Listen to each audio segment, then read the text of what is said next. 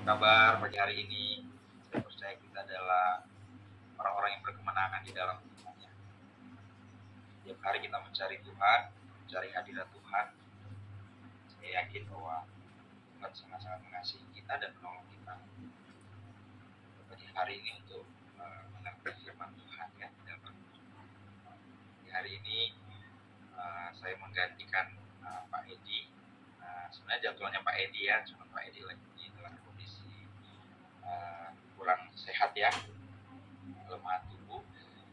Jadi saya menggantikan pagi hari ini ya. Kita berdoa untuk supaya Pak Edi disembuhkan oleh Tuhan ya, dijamah oleh Tuhan. Ya, pagi hari ini mari kita sama-sama belajar firman Tuhan di dalam 1 Yohanes 2 ayat yang ketiga. Mari kita sama-sama buka 1 Yohanes pasal yang kedua, ayatnya yang ketiga. Puji Tuhan. Saya akan baca untuk Bapak Ibu sekalian. 1 Yohanes 2 ayat 3.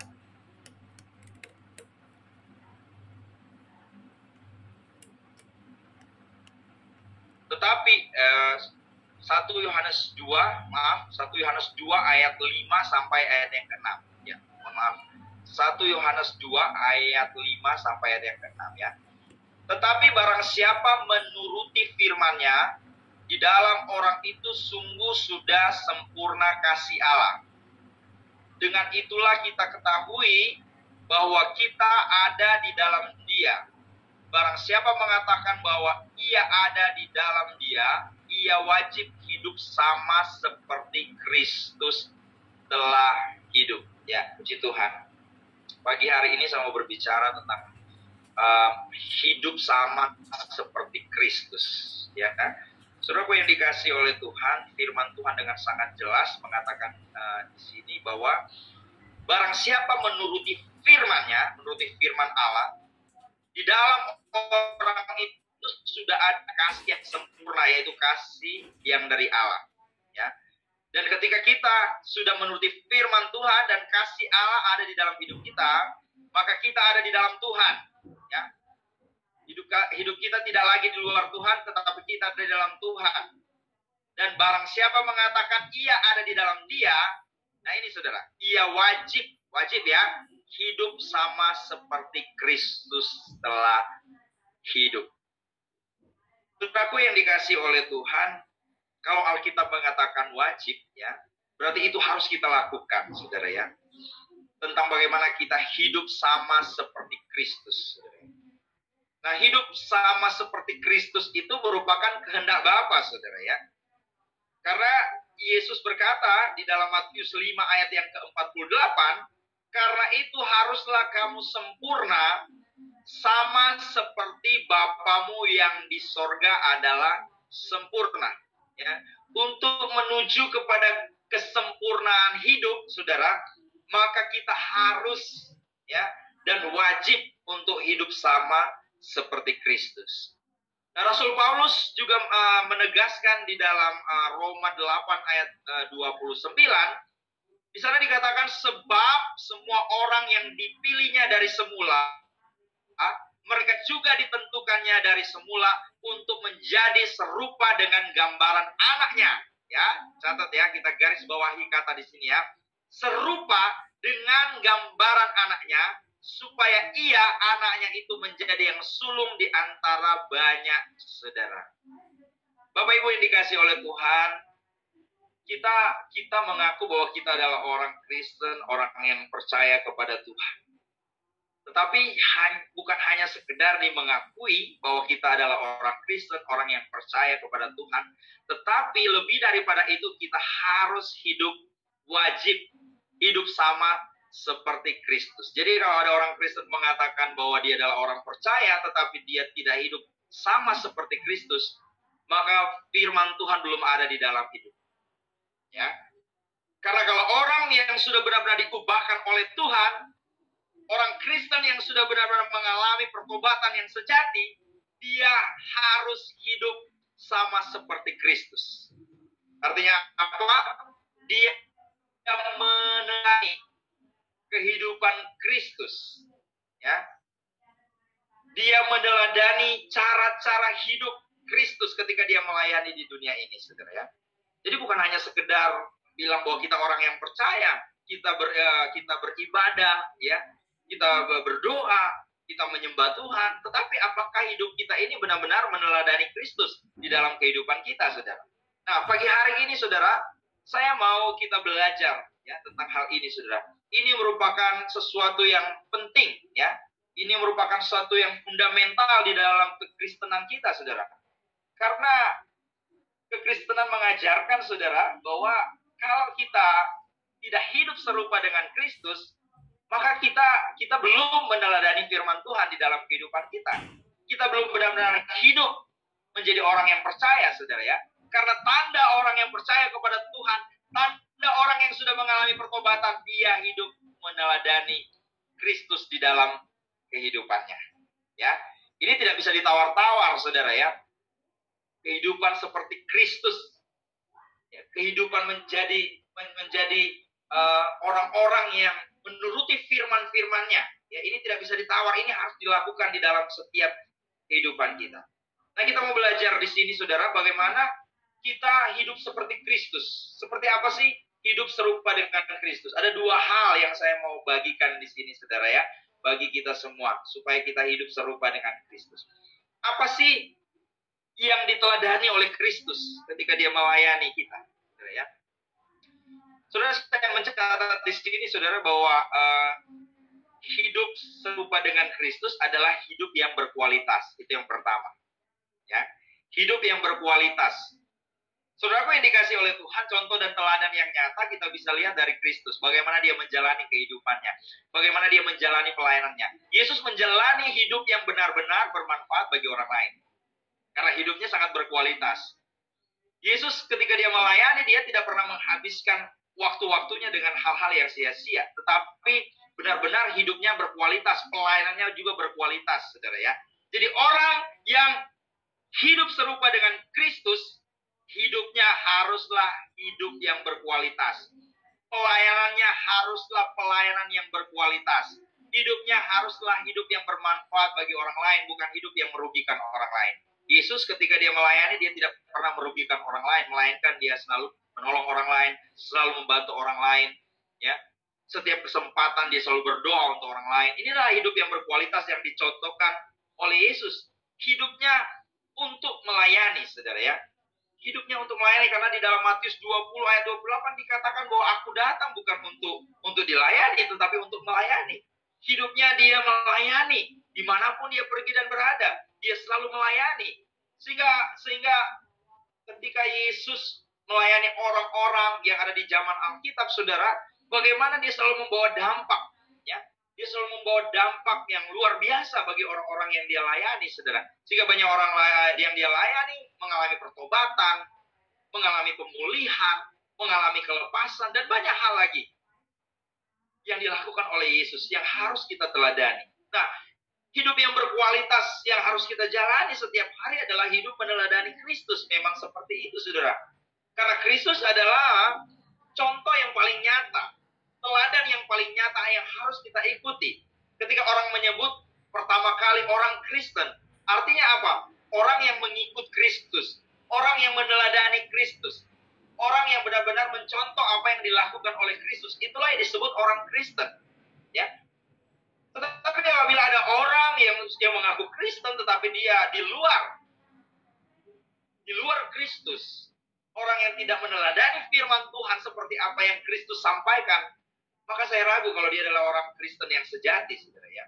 Karena orang Kristen yang sejati adalah orang yang benar-benar hidupnya berkualitas, hidupnya untuk melayani, hidupnya membawa dampak, ya.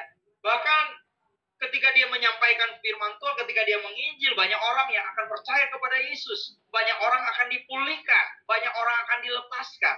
Saudara, hidup ini begitu singkat, saudara ya. Makanya di dalam Efesus 5 ayat 15 sampai ayat 16, firman Tuhan mengatakan, pergunakanlah waktu yang ada. Kenapa firman Tuhan mengatakan pergunakanlah waktu yang ada dengan sebaik-baiknya dan hiduplah secara berkualitas? Karena hidup kita ini begitu singkat, saudara. Kita tidak bisa memprediksi sampai kapan kita akan hidup. Tetapi ketika kita mengisi kehidupan kita dengan sesuatu yang bermanfaat, sesuatu yang berkualitas, yang bisa menjadi manfaat bagi orang lain, maka itulah hidup meneladani Kristus di dalam setiap kehidupan kita. Ya, karena bukan perkataan yang dilihat oleh Tuhan. Kita setiap hari ngomong haleluya, puji Tuhan. Kalau ketemu dengan orang lain, haleluya, puji Tuhan. Bukan seperti itu, saudara ya. Saya melihat banyak orang Kristen yang hanya setiap ketemu hanya perkataan-perkataan saja, tetapi hidupnya tidak pernah menjadi berkat, saudara ya. Ada orang Kristen yang saya temui, oh Tuhan memberkati, tapi dia tidak pernah ke gereja. Setiap kali ketemu Tuhan memberkati, tapi dia tidak pernah bersekutu. Ya, setiap kali ketemu Tuhan memberkati, tetapi dia tidak pernah dekat dengan Tuhan, saudara ya. Jadi bukan sekedar perkataan, saudara. Jadi kita tidak bisa menilai kerohanian seseorang dengan perkataannya haleluya puji Tuhan setiap hari, saudara.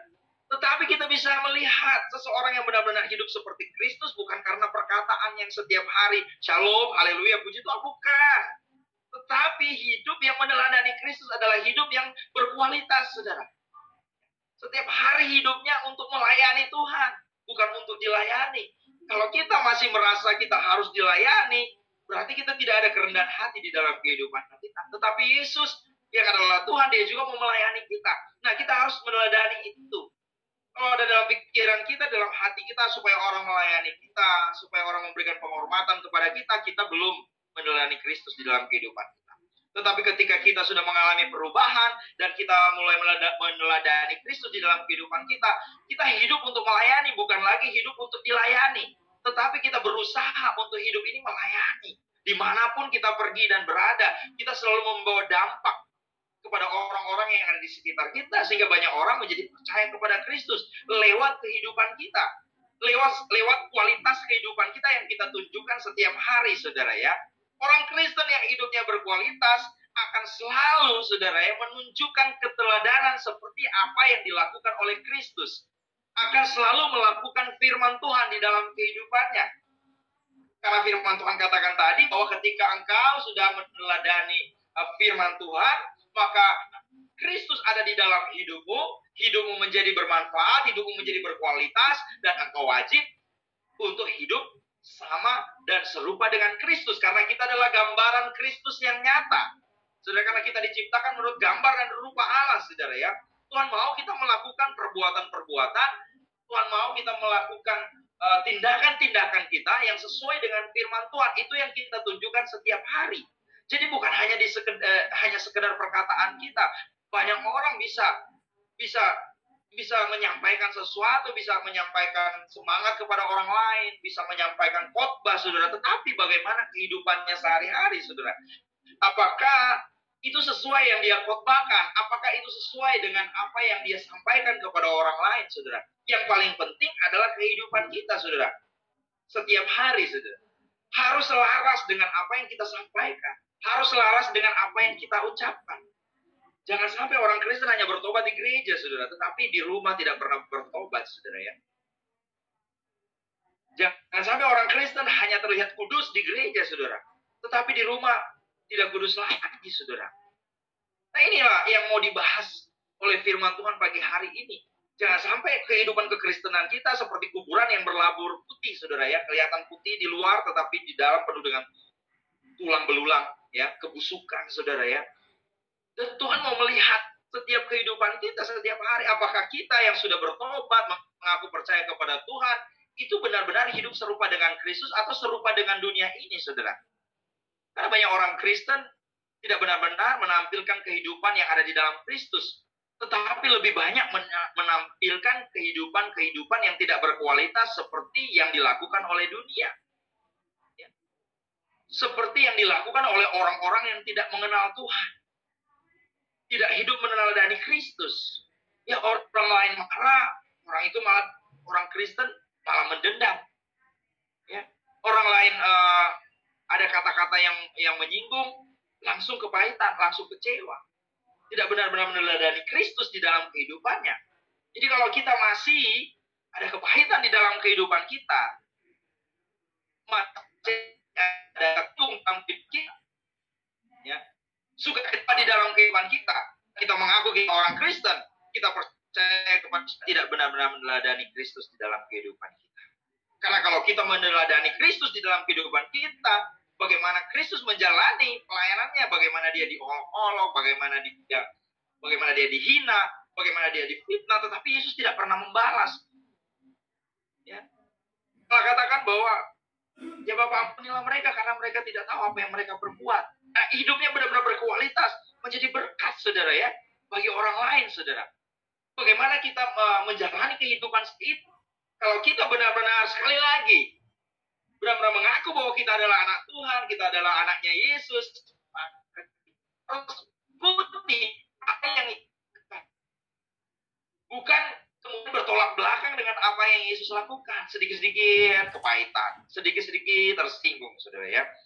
Mungkin dengan khotbah, ya, dengan perkataan hamba Tuhan, saudara. Ya. Diingatkan, tidak mau diingat. Ya. Kasih masukan, bukan menerima, tapi tersinggung dan tidak mau bergereja, saudara. Nah ini, saudara, orang-orang seperti ini kan pribadi seperti ini belum melakukan seperti apa yang Yesus mau, belum meladani Kristus di dalam kehidupannya. Kalau dia masih seperti orang dunia, suka simpan kepahitan. Kalau orang dunia suka simpan dendam, saudara, bisa sampai 7 turunan, ya, dendam 7 turunan, saudara. Ya, kalau orang dunia kan dikit-dikit emosi, dikit-dikit tersinggung, saudara ya. Ada orang itu sedikit di mobil, wah, mulai emosi, dikejar mobilnya. Ini kan sikap-sikap orang dunia, saudara. Tetapi bagaimana dengan kita? Hidup itu harus sama, saudara. Seperti kita ada di gereja, seperti kita juga ada di rumah. Ya, bukan berbeda, saudara. Di gereja berbeda, di rumah berbeda, saudara. Kita mau hidup sesuai dengan apa yang Tuhan mau di dalam kehidupan kita. Nah, orang Kristen, hidupnya harus berkualitas. Hidupnya harus hidup melayani Tuhan. Hidupnya harus membawa dampak bagi banyak orang, saudara. Sehingga orang lain boleh melihat Kristus yang ada di dalam kehidupan kita. Ya, bukan sekedar apa yang kita ucapkan, bukan sekedar jubah-jubah agamawi yang kita kenakan setiap hari, yang kelihatannya rohani, saudara. Tetapi apa yang kita tunjukkan setiap hari, saudara.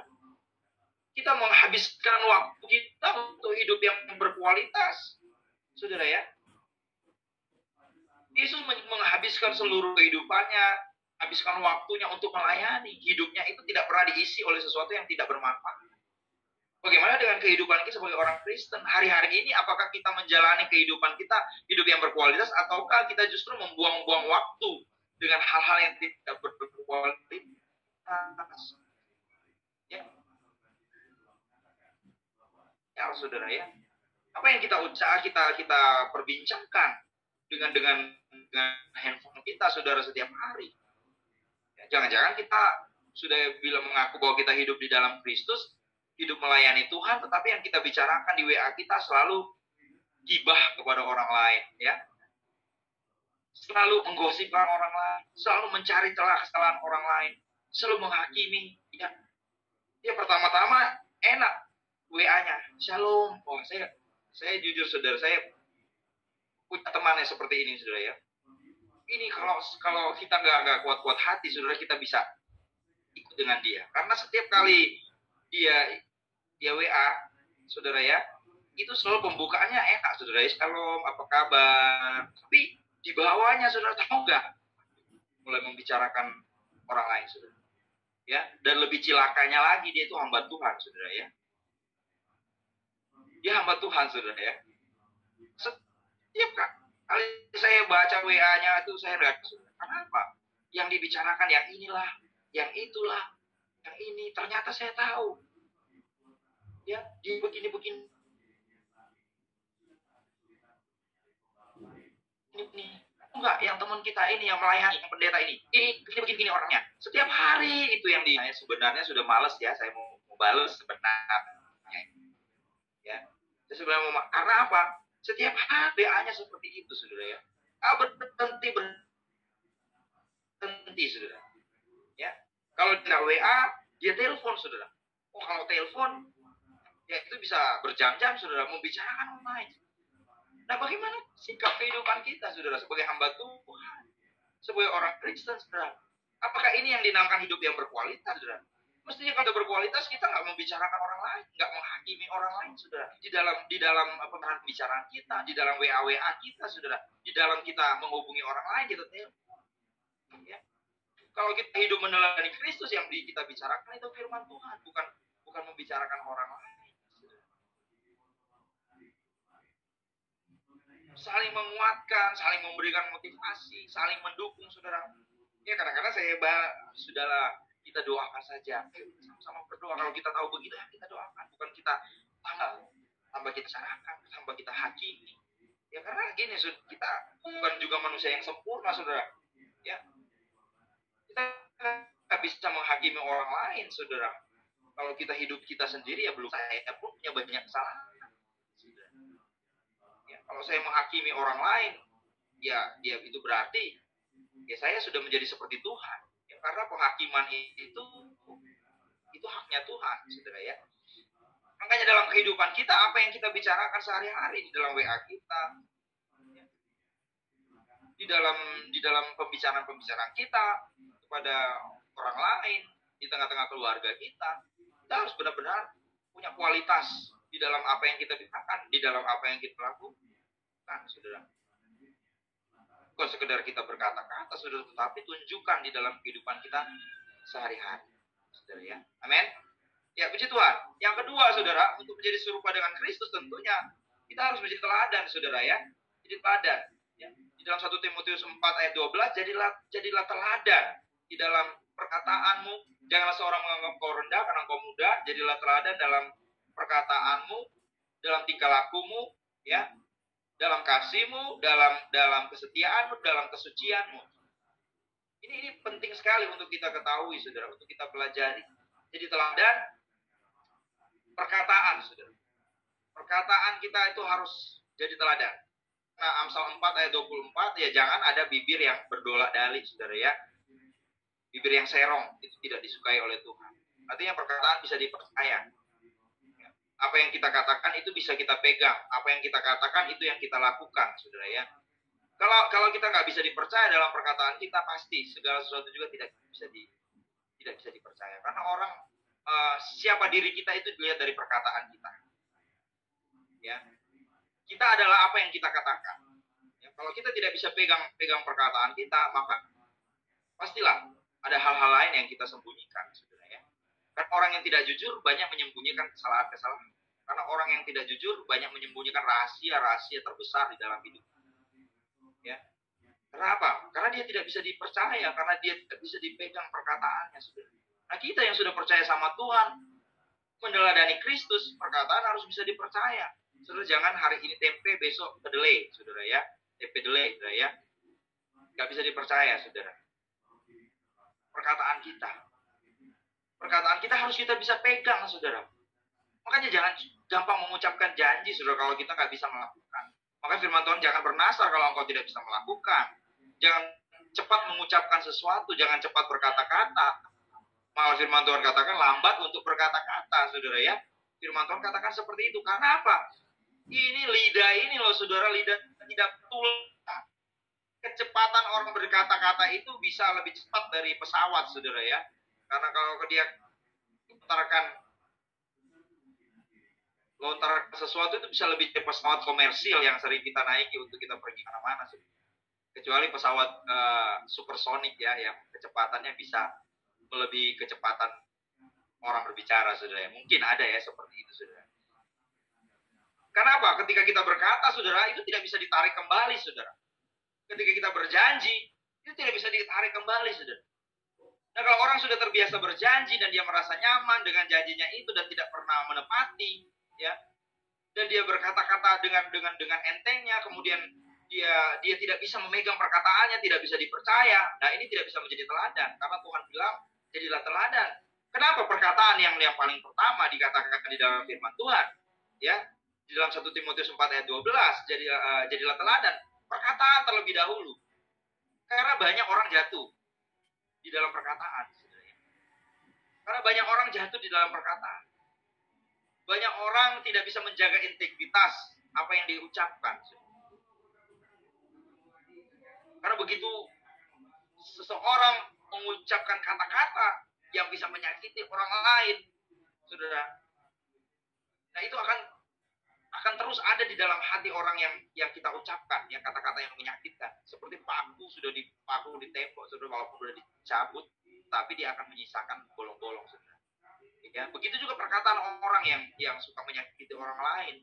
Mungkin dia sudah mencabut perkataannya itu, tetapi masih ada sisa luka di hati orang lain. Ya. Perkataan yang nggak bisa dipegang, perkataan yang nggak bisa dipercaya. Ya. Gampang sekali mengatakan sesuatu. Ya. Tetapi akhirnya mengingkari itu, sudah. Tuhan tidak mau kita orang-orang yang meneladani Kristus haruslah kita bisa memegang perkataan kita. Kita bisa dipercaya. Ya. Kita bisa dipercaya di dalam perkataan-perkataan kita, apa yang kita lontarkan. Perkataan-perkataan kita juga perkataan-perkataan yang memberkati orang lain, bukan mengutuk orang lain, saudara, ya. Perkataan-perkataan kita bukan untuk apa, saudara, ya, menghina orang lain, saudara, ya. Perkataan-perkataan kita harus jaga, saudara, supaya kita menjadi teladan dimanapun kita berada. Siapapun saudara sebagai pemimpin, perkataan harus bisa dipercaya. Kalau saudara mau dipercaya oleh dipercaya oleh di kawan saudara sebagai bos, harus bisa dipercaya juga oleh karyawan saudara. Ya, perkataan saudara harus bisa dipegang juga, saudara, ya. Sebagai seorang pemimpin harus bisa dipercaya. Sebagai seorang hamba Tuhan, perkataan juga harus bisa dipegang, harus bisa dipercaya, saudara. Harus bisa dipercaya. Jangan sampai nggak bisa dipercaya perkataan seorang hamba Tuhan. Harus bisa dipegang, karena ini firman Tuhan yang Tuhan mau di dalam hidup. Kemudian, dalam tingkah lakumu, Matius 5 ayat 16, jadilah terang, saudara, ya. Dalam engkau jadi terang, bersinar. Kehidupan memancarkan terang kasih Kristus dimanapun kita ada. Kita harus jadi terang dimanapun kita ada, bukan kita jadi batu sandungan bagi orang lain. Saudara, dalam segala tingkah laku kita, dalam perkataan kita, jangan sampai kita jadi batu sandungan. Kita harus jadi terang Kristus dalam segala tingkah laku kita. Hendaklah terangmu bercahaya sehingga banyak orang memuliakan Kristus di dalam kehidupanmu. Ya, bawa terang Kristus itu dimanapun kita berada, di dalam setiap tindakan-tindakan kita, dalam setiap tingkah laku kita, supaya orang lain boleh melihat Tuhan Yesus Kristus ada di dalam kehidupan kita. Bisa dilihat dalam tingkah laku kita sehari-hari, baik di dalam rumah, baik di tempat di mana kita bekerja, saudara, ya, baik di lingkungan kita berada, ya. Bagaimana tingkah laku kita sebagai orang Kristen? Bagaimana tingkah laku kita sebagai orang yang sudah percaya kepada Tuhan? Apakah orang Kristen tingkah lakunya masih seperti orang dunia? Ya, apakah orang Kristen masih tingkah lakunya masih sembrono? Tingkah lakunya masih tingkah laku yang sia-sia, saudara? Tuhan mau ketika kita meneladani Kristus, maka tingkah laku kita juga harus mengalami perubahan, saudara, ya. Ketika kita bertobat, tingkah laku kita juga harus mengalami sesuatu yang lebih baik dari hari ke hari, saudara, ya. Kalau kita sudah percaya kepada Kristus, ya, sudah jadi orang Kristen, tingkah lakunya podoai, sama aja seperti yang dulu-dulu, ya, seperti belum bertobat, ya. Tingkah lakunya masih tingkah laku yang seperti orang dunia, tingkah laku seperti orang yang belum kenal Kristus, masih ganas, ya, masih suka tengkar, masih suka mau berkelahi, ya. Saya katakan kepada orang yang saya layani, udah mulai cerita tentang kehebatannya, kejagoannya, ini sudahlah, itu masa lalu. Sekarang sudah tinggalkan tingkah lakumu yang seperti itu, ya. Kita nggak lagi seperti itu. Jadi nggak usah lagi cerita-cerita yang dulunya kita jagoan, kita begini, ya, itu dulu, ya. Tingkah laku yang sudah lalu nggak usah diingat lagi, ya. Sekarang kita ciptaan baru di dalam Kristus, maka kita harus memancarkan terang kasih Kristus. Jangan kita ceritakan lagi tentang kegelapan, ya. Kalau mungkin saudara mau bersaksi kepada orang lain, ya mungkin orang lain supaya bisa percaya kepada Yesus, bisa saja. Tapi kalau itu terus yang diceritakan, saudara, ya, tentang kita punya masa lalu begini, ini setiap kali kita cerita kepada orang lain, ya kita kan tidak sedang memancarkan terang kasih Kristus. Kita selalu menceritakan tentang kegelapan. Udah, kau usah ceritakan tentang masa lalumu yang jelek-jelek ya, untuk supaya kelihatan kita dulunya jagoan atau apa, saudara ya. Kita dulu hebat, saudara. Gak usah cerita tentang itu kan dulu masa lalu kita, tentang kita dulu belum kenal Kristus. Tapi sekarang kita ceritakan tentang terang Kristus dalam kehidupan kita, ya. Ceritakan tentang bagaimana Kristus mengubahkan kehidupan kita, ya. Tingkah laku kita yang sekarang itu yang kita tunjukkan kepada orang lain, sehingga orang lain memuliakan Kristus dalam kehidupan. Saudara, kemudian dalam tingkah laku, di dalam kasihmu, orang Kristen itu harus punya kasih. Dasar kekristenan itu kasih, saudara ya. Kalau orang Kristen ngaku orang Kristen tapi tidak punya kasih, jangan ngaku orang Kristen yang sejati. Tapi orang Kristen yang sejati selalu punya identitasnya adalah kasih, ya. Dan kasih itu tidak boleh eksklusif, kasih itu harus dibagi. Jadi jangan jadi orang Kristen yang eksklusif, hartaku, kita cuma dipercayakan sama Tuhan gak buka jalan, gak mungkin kita punya harta sebanyak itu, saudara ya. Jadi jangan merasa bahwa kita ini yang bekerja keras, kita ini yang banting tulang, ya. Kita ini yang berusaha sehingga kita dapat semua, dan akhirnya kita tidak mau berbagi kepada orang lain, saudara ya. Sudah tidak mau berbagi, pamer-pamer lagi, saudara ya. Nah ini, saudara ya, pamer-pamer bahwa kita punya ini, saudara, tapi tidak pernah mau berbagi kepada orang lain. Ingat, itu semua adalah pemberian Kristus, ya. Itu semua adalah pemberian Kristus. Saya belajar, saudara ya, saya sebagai hamba Tuhan, apa yang harus saya belajar tentang kasih ini, saudara ya. Bahwa bukan berarti kita nggak boleh punya sesuatu, tetapi kita boleh punya sesuatu, tapi kita jangan menganggap itu adalah milik kita, itu adalah milik Kristus. Ya, kalau Tuhan mau kita untuk berbagi, kita harus punya kasih dalam hidup kita. Jangan merasa bahwa kekayaanmu adalah punyamu. Suatu saat kau tidak akan bawa itu. Orang Kristen, orang kaya, orang miskin, ketika meninggal lubangnya sama. Ya, berapa? 2 kali berapa meter? Saya nggak tahu, saudara. Karena saya belum pernah masuk di lubang itu, saudara ya. Ya, sama aja, saudara ya. Sama aja, kita tidak bawa. Jadi jangan merasa bahwa wah ini adalah milik saya, karena di mana hartamu hatimu berada, di situ hartamu berada. Ya, firman Tuhan katakan itu akan dimakan oleh ngengat dan kara, tetapi harta di sorga akan tersimpan, dia tidak akan layu, dia tidak akan cemar. Saudara ya, itu akan menjadi bagian kita. Tapi kalau kita punya harta, kita tidak mau berbagi, kita merasa kita punya kita sendiri, kita tidak pernah punya empati terhadap orang lain, saudara. Padahal itu semua adalah berkat yang Tuhan kasih bagi kita, saudara ya. Nah, saudara, makanya kita jadi orang Kristen harus punya kasih di dalam kehidupan kita. Harus ada kasih. Kalau orang ada kasih, dia tidak mungkin menghakimi orang lain. Kalau orang ada kasih, dia tidak membenci orang lain. Kalau orang ada kasih, dia tidak memfitnah orang lain. Kalau orang ada kasih, dia tidak saling menjatuhkan. Jangan ada saling menjatuhkan dalam diri kita. Karena kita sudah dimerdekakan oleh Kristus. Kalau kita sudah dimerdekakan oleh Kristus, Galatia 5 ayat 1, kita sudah hidup di dalam Kristus, maka tidak ada lagi hal-hal ini, menghakimi, membenci, memfitnah, menjatuhkan. Karena sudah ada kasih Kristus di dalam kehidupan kita. Itu kita wujud nyatakan di dalam setiap tindakan-tindakan kita. Ya. Di dalam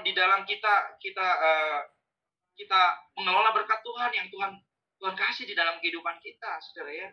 Karena itu pun, karena kasih karunia Tuhan, saudara bisa dipercayakan, saudara bisa jadi bos ya di perusahaan saudara, itu karena kasih karunia Tuhan. Saudara bisa jadi pemimpin, saudara bisa punya mobil, saudara bisa punya rumah, itu adalah kasih karunia Tuhan di dalam hidupmu. Ya.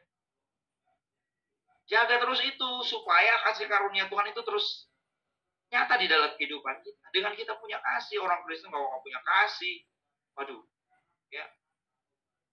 Mari saya dapat cerita, saudara ya, dari seorang yang punya pembantu, saudara ya. Kehidupan ibu ini begitu kilatan rohani sekali, saudara. Ya, kalau ikut doa, waduh, sampai malam, sampai pokoknya kalau perkataannya puji Tuhan, haleluya. Ternyata ketika pembantunya cerita bagaimana kehidupannya di rumah, saya sampai geleng-geleng kepala, saya sampai nggak habis pikir, saudara ya.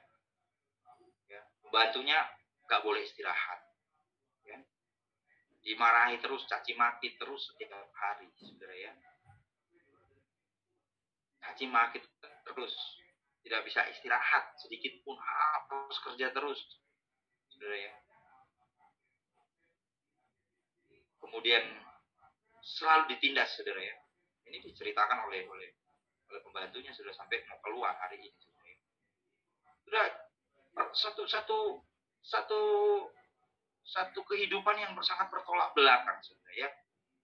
Ketika tampil di depan orang begitu rohani, ketika tampil di depan orang begitu mengatakan hal-hal yang baik, saudara, kelihatannya wah, kalau cerita saya ikut doa Pak, ya, sampai ikut doa, ikut pelayanan, ya. Mereka kalau doa dari pagi sampai malam, doa terus, doa syafaat, bahkan masuk kuburan didoakan, ya, melepaskan roh yang ada di kuburan, ya, roh yang ada di luar, ya. Saya nggak tahu, saudara, apa yang dilakukan sampai masuk di kuburan, saudara ya.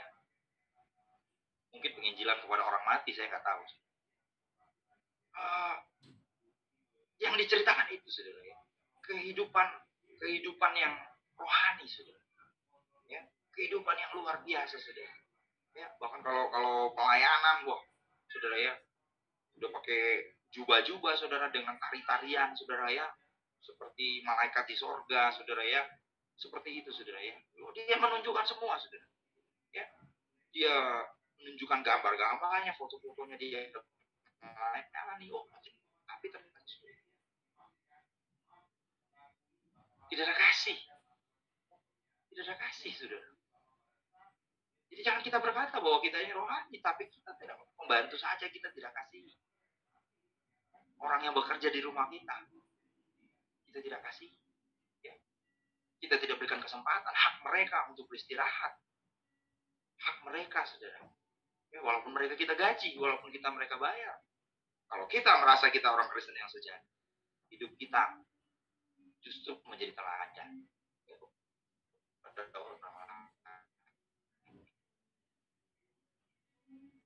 Jangan merasa semena-mena mengambil hak istirahat orang lain, kemudian kita semena-mena dengan orang yang bekerja dengan kita.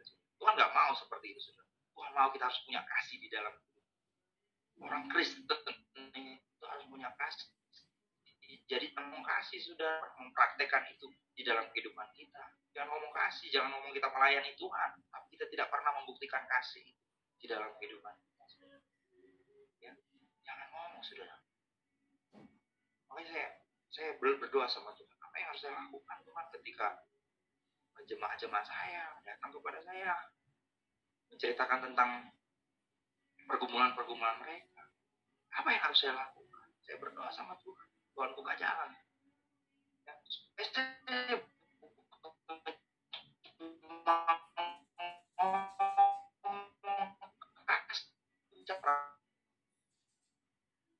jadi namanya, mohon maaf, bukan menengah lagi, tapi memang di bawah, saudara. Saya melayani orang tukang ojek, saudara ya. Jemaat kami itu ojek, saudara. Bahkan ada orang yang jualan keliling, saudara.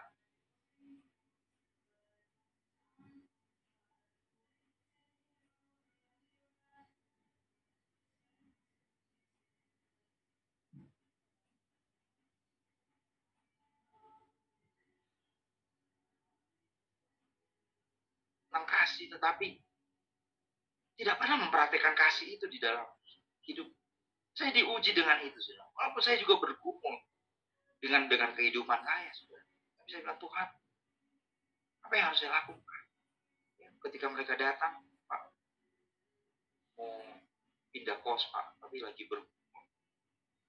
bergumul ini sudah deadline waktunya, harus pindah kos, sementara kita belum punya biaya. Sementara yang punya kos sudah mau mengusir kita kalau kita. Apa yang harus saya lakukan? Ya, saya bukan hanya sekedar ya udah berdoa saja, tetapi harus menunjukkan kasih. Apa yang ada? Ya, saya sudah sama istri sudah tahu kode-kodean, ya. Kalau sudah ada jemaat yang begitu, kita sudah tahu kode-kodenya. Oke. Ya, dengan apa yang ada kita bantu.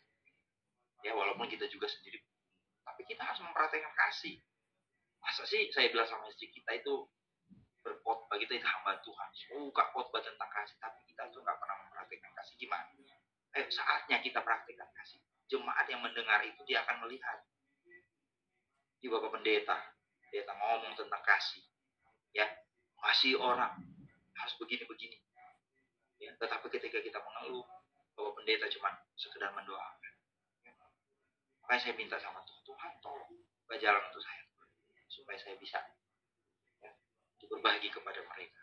Ya, walaupun dengan kekurangan saya, ya, walaupun saya tidak membantu mereka full, tapi saya boleh membagikan kasih saya. Ya, bukan saya mau pamer ini, saudara ya, jangan salah tanggap, saudara ya, bukan saya flexing atau pamer. Enggak, saudara ya, Tuhan tahu hati saya, saudara. Bukan untuk pamer, saudara. Tapi saya harus mempraktekkan itu. Apa yang saya ucapkan, apa yang saya khotbahkan, itu harus saya praktek. Itu harus saya lakukan. Hari ini saya khotbah tentang kasih. Bagaimana? Apakah saya sudah melakukan itu? Saya belajar untuk melakukan itu. Saya belajar bukan menjadi orang Kristen yang eksklusif, ya, yang hanya menggenggam harta kekayaannya, erat-erat, tidak perlu orang lain untuk menikmati itu, ya. Makanya kalau jadi orang Kristen yang sejati, hidupnya bisa dinikmati oleh orang lain, hartanya bisa dinikmati oleh orang lain, itulah orang Kristen yang sejati, ya. Hartanya sekalipun bisa dinikmati oleh orang, ya. Saudara, saya mau coba juga, Pak, saya nggak punya motor, Pak, saya mau bekerja nggak punya motor, saya mau antar anak saya nggak punya motor, ya, rumahnya jauh. Setiap pagi motor saya, dia pinjam motor sama saya tiap pagi yang ngantar motornya ke rumahnya dia. Tiap pagi saya sempatkan waktu, pagi-pagi bangun sana, kemudian saya bawa motornya, dia yang pinjam, saya yang bawa motornya. Saya mau tunjukkan kasih, ya. Dia bawa pulang motornya, saya juga yang bawa pulang, saya antar dia pulang ke rumahnya, saudara ya. Saya mau tunjukkan kasih, saya mau, saudara ya, saya mau menunjukkan kasih itu setiap hari, bukan karena saya cuma khotbah, saya mau tunjukkan kasih, ya. Pak, saya mau pindah rumah. Oke, pindah rumah kapan? Saya bantu. Gak usah, Pak, saya nggak enak, Bapak kan hamba Tuhan, pendeta, ngapain angkat-angkat pindah rumah? Saya bilang, enggak, saya mau tunjukkan kasih saya bukan cuma sekedar khotbah, ya, bukan saya sombong, enggak, tapi saya mau tunjukkan kasih. Pak, gak usah, Pak, gak usah, enggak apa-apa, ya, pindahan rumah, angkat barang, ya, saya mau tunjukkan itu. Saya mau tunjuk. Waktu itu saya sedang puasa, saudara ya. Sedang puasa siang-siang. Saya angkat-angkat barang, saudara. Jemaat yang mau pindah rumah, saudara. Saya bukan cuma sekedar kita bukan cuma sekedar apa ya, saudara, omong doang, saudara ya. Ya, orang bilang NATO, no action, talk only. Ya, tidak ada aksi. Ya, hanya ngomong doang. Ya, kita tidak bisa seperti itu. Kita harus meneladani Kristus. Kalau kita meneladani Kristus, kita bukan cuma ngomong doang, haleluya, puji Tuhan, saya mau mengasihi, tapi kita tidak pernah menunjukkan itu di dalam setiap tindakan-tindakan kita. Jangan ngomong, saudara. Jangan ngomong kalau saudara mengasihi, tapi saudara tidak pernah mempraktikkan tentang kasih yang sesungguhnya. Banyak orang bisa khotbah tentang kasih, banyak orang bisa ngomong tentang kasih, bla bla bla bla bla bla bla, tapi pada praktek, ya, menderita sedikit tidak mau, ya, melayani di desa sedikit tidak mau, ya, melayani di jemaat sedikit aja kamu, melayani orang yang miskin meninggal. Saya berapa kali saudara melayani, saudara, orang-orang yang tidak mampu, saudara. Karena apa, saudara? Gereja besar, dia bergereja di gereja besar, hamba Tuhan itu nggak mau datang melayani karena orang susah, ya. Pelayan-pelayannya pun tidak mau melayani. Sudah mau malam penghiburan, tidak ada satupun dari gerejanya yang datang. Saya ada di situ, saudara, dan mereka minta saya melayani. Tidak ada yang datang. Saya begitu miris, saudara, melihat itu. Ya, oke, kalau perpuluhan gereja terima, ya, persembahan gereja terima, tapi melayani pilih-pilih orang, ya, melayani orang pilih-pilih, melayani orang yang kaya, saudara, tapi orang yang miskin tidak mau dilayani. Itu berarti hamba Tuhan yang nggak punya kasih. Saya nggak menghakimi, saudara, tapi kita, kalau kita menunjukkan kasih kita, ayo kita praktekkan itu di dalam kehidupan kita, bukan kita sekedar ngomong. Nah, kalau mau berbicara tentang kasih ini sangat-sangat luas dan sangat-sangat banyak hal yang harus kita lakukan. Orang yang punya kasih, dia itu orang yang rendah hati, mau mempraktekkan kasih Kristus di dalam hidup. Sederhana saja, ya. Kehidupan Kristus diteladani. Kehidupan firman Tuhan harus diteladani di dalam setiap hidup. Bukan kita hanya sekedar ngomong, bukan kita hanya sekedar khotbah. Khotbah itu gampang, saudara. Gampang sekali, saudara. Ya, saya suruh saudara khotbah satu-satu hari ini bisa. Ya, saudara tinggal baca firman, saudara khotbah. Tapi ingat bahwa kita mempraktekkan apa yang kita khotbahkan. Kita mempraktekkan apa yang kita katakan. Ya, karena mimbar yang kita pakai untuk berkhotbah, wah itu luar biasa, saudara, ya. Tidak sembarangan, saudara. Ya, makanya saudara harus jadi teladan, saudara. Khotbah gampang, perkataan gampang, tapi prakteknya itu yang Tuhan mau lihat. Tuhan nggak lihat apa yang kau khotbahkan, ya. Bagus banget khotbahmu tentang kasih, ya, luar biasa kau mengupas bahasa Ibrani, bahasa Yunani, tapi engkau tidak pernah mempraktekannya. Ya, itu sama saja, Bu. Tidak ada gunanya sama sekali. Jadi mari saudara, hiduplah serupa dengan Kristus dalam keteladanan sikap dan perkataan kita, dalam tingkah laku kita, dalam kasih. Amin. Tuhan memberkati kita semua dan saya serahkan kepada Bu Inga. Ya, silakan Bu Inga.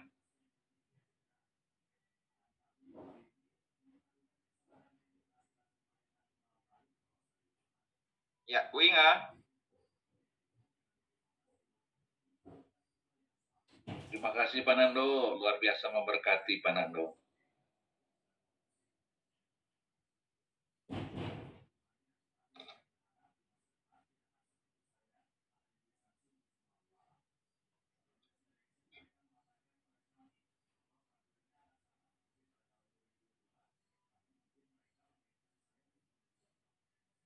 Inga. Oh iya. Terima kasih semuanya. Maaf saya lagi tadi habis beli obat.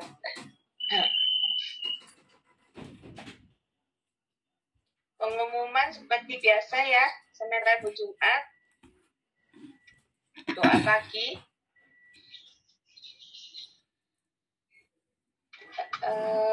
Yang tanggal kalau yang Doria jadi berkat tanggal 12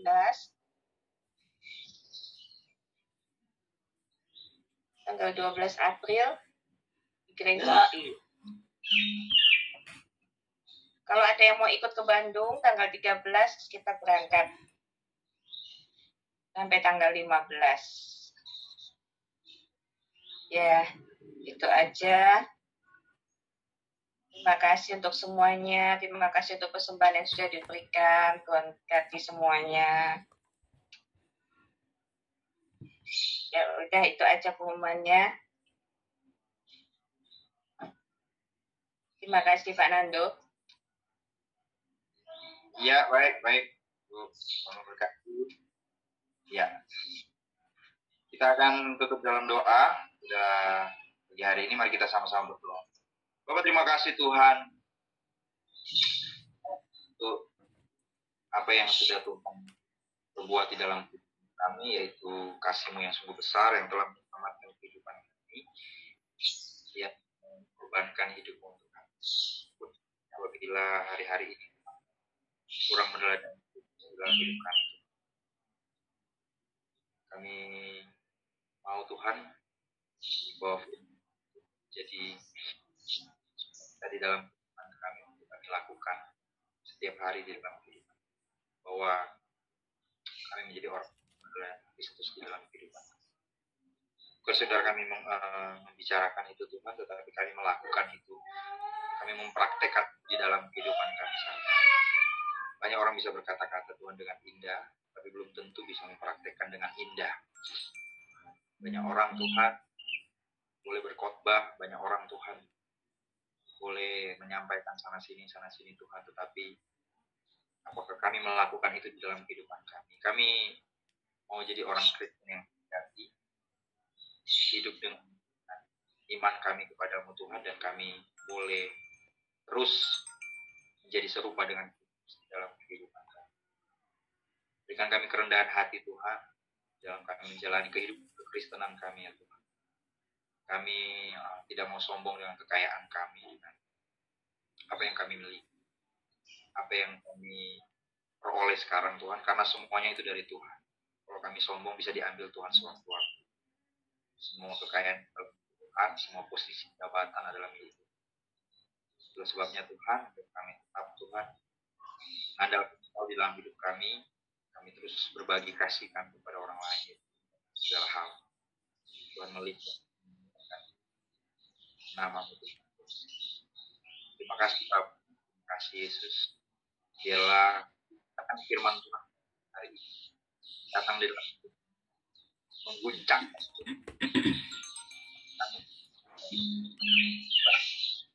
bangun segala kan hal yang berlebihan di depan kami, supaya kami hidup di dalam Engkau. Berkati semua pada berkati Ibu Ingat, berkati Pak Edi yang saat ini mengalami kelemahan tubuh, Tuhan sembuhkan, Tuhan pulihkan demi nama Yesus. Kami percaya kesembuhan terjadi. Berkati Bu Hesti dan kami semua ya Tuhan. Kami serahkan seluruh hidup kami, Tuhan beserta dengan kami selalu. Demi nama Yesus kami berdoa dan menutup ibadah kami pada pagi hari. Kami bersyukur, haleluya, mari angkat tanganmu di hadapan Tuhan. Terimalah berkat Tuhan, kiranya damai sejahtera Tuhan, sukacita, penghiburan, kekuatan dari Allah tetap tinggal di dalam hatimu, di dalam keluargamu, di dalam hidupmu, mulai hari ini, sampai Tuhan Yesus datang kembali, sampai selama-lamanya. Terimalah berkat Tuhan, demi nama Yesus. Haleluya, yang saya katakan. Amin. Ya, terima kasih. Terima kasih Pak Nando. Berkati, ya, saya langsung pamit ya. Ya, makasih. Terima kasih semuanya. Terima kasih. Terima kasih semuanya. Sehat Bu Esti. Agak ini lagi drop. Makanya kalau pusing kayak berdiri memuter. Haleluya. Tuhan berkati semuanya. Dan berkati semuanya. Ya, Pak Johan, terima kasih. Banyak. Pak Winda, Pak Sutrisno yang lagi nge-grab, Tuhan berkati.